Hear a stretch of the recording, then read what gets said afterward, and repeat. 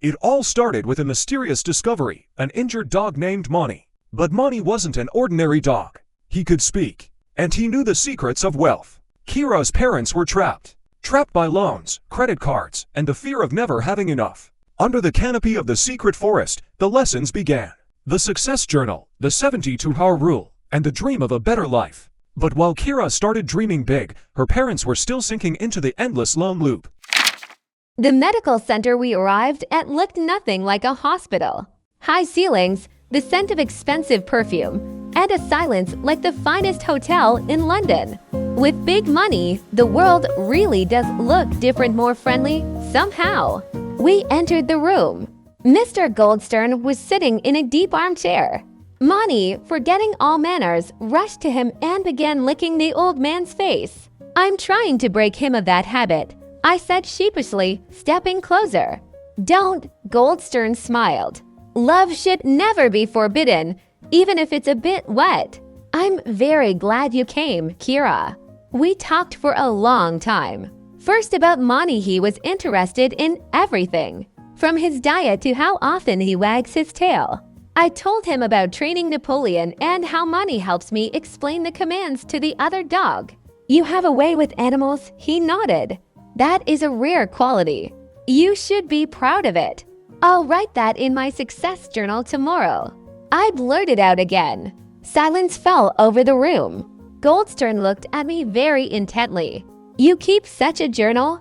At your age? Who gave you that idea?" I turned red to the roots of my hair. I had promised Monty I would keep his secret. Goldstern, noticing my confusion, showed remarkable tact. "If it's a secret, don't answer.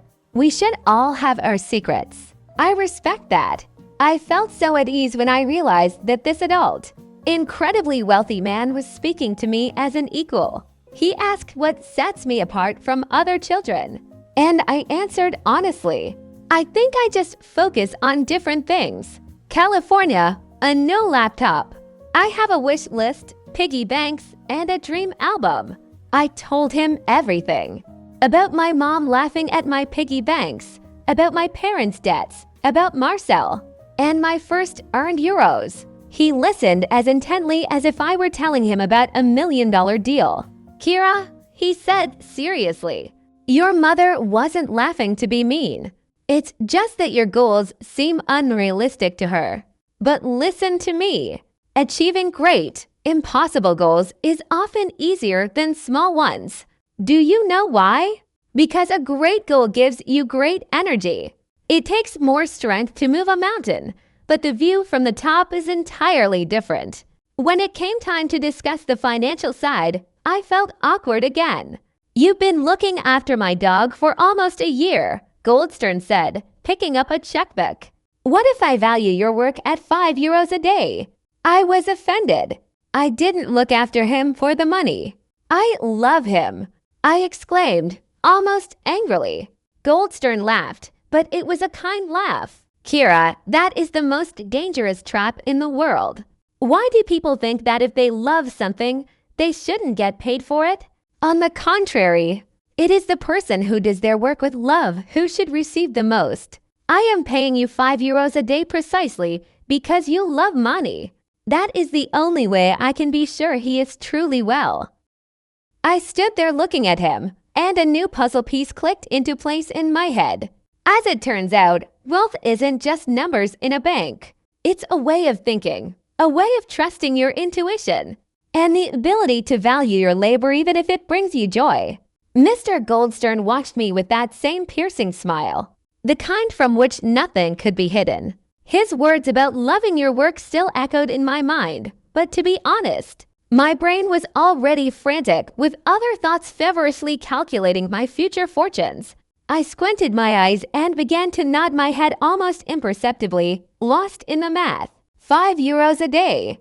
In a month, that's. And in a year. My eyes must have sparkled so brightly that Goldstern couldn't help but laugh. "Yes, Kira," he said, suddenly turning serious. "That is a considerable sum for someone your age. But I have one strict condition. Exactly 50% of it must be saved. I'll save all of it." I need to get to San Francisco next summer. It'll be the greatest trip of my life. But Goldstern shook his head. By saving, I mean something entirely different. You plan to collect money and then spend it, which is fine. That's what money is for. But a portion of your money must be set aside so that you never touch it. I froze. But what's the point of money if you can't spend it? What good is it? Want to know how to properly distribute your income?